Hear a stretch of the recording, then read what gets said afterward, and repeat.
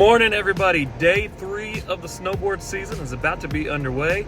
I've been up since 3 a.m., couldn't sleep, too excited. I'm like a kid on Christmas morning.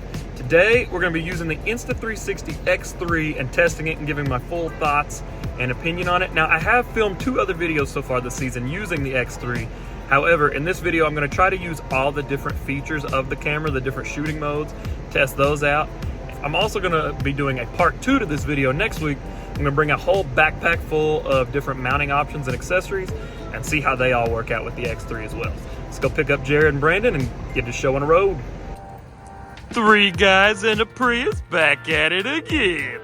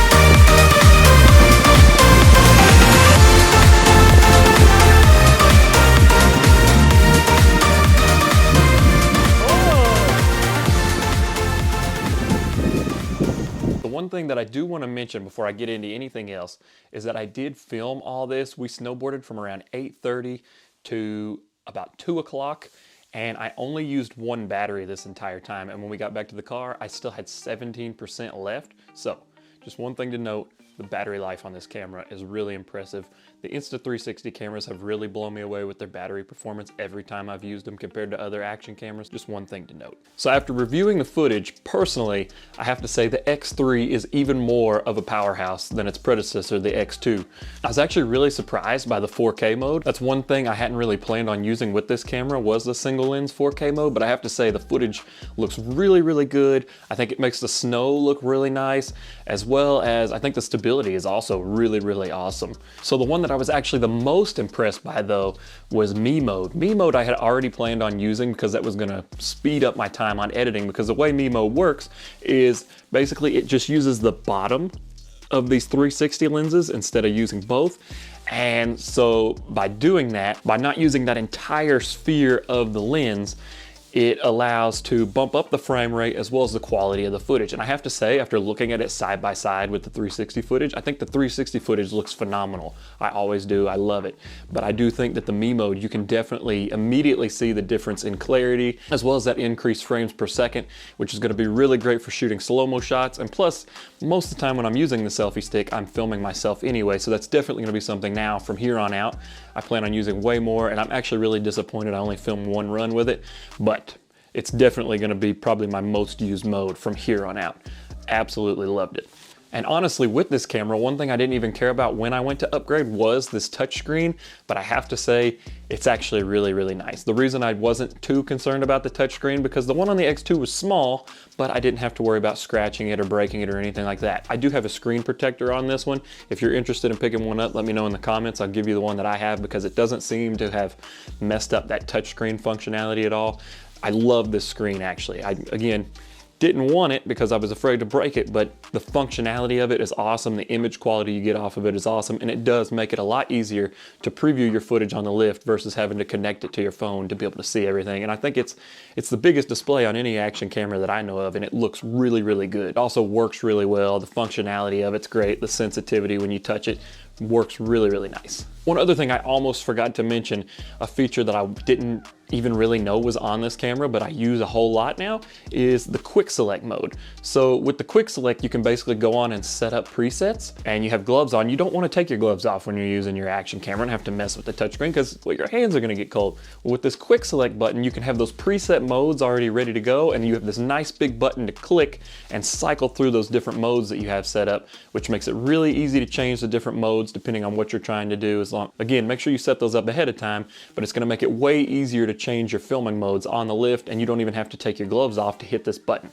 If you've taken off your glove to fiddle with an action camera, you know it can be a bit of a pain, especially when it's really cold out, and it's the last thing you want to do is pull your hand out of your glove.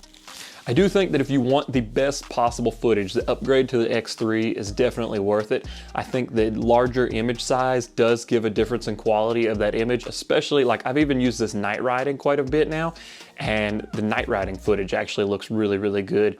And you know, that's in the dark other than the lights that are on the slope. So I was actually really impressed by this. I do think also, even in sunny conditions, I can tell a slight difference in quality with this camera.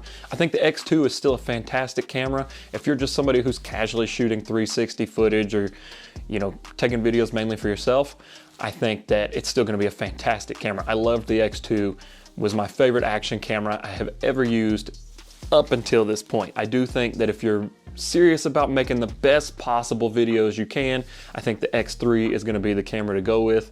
The 4K single lens mode looks fantastic. The 360 footage with the larger image sensor in the camera as well. The single lens mode is going to give you better, higher quality slow-mo footage and a lot of other great modes in this camera. If you are interested in picking one of these cameras up, I do have it linked down in the description below, as well as the other Insta360 cameras that I also use. If you use any of those links, each one comes with a different bonus accessory just for using my link. This one comes with a free selfie stick, the One RS, you get a free battery, and if you get the Go 2, you get an extra lens protector. What do you all think? Are you interested in picking up an X3, or is there another action camera you're looking at? Let me know down in the comments below. Let me know what you think. Let me know what you think about the footage, or if you have any questions about any of the Insta360 cameras. I own all three of them. I'm happy to help you out. Definitely hit me up. Thank you guys for watching this video. I hope you found it really helpful. Hope you got something out of it. If you did find this video helpful, please smash that like button. It's going to really help me out. And once again, I'm Alex from Boards, Bikes, and Hikes. Hope you all are getting some amazing snow where you are too, and can't wait to see you in the next one. Doesn't matter.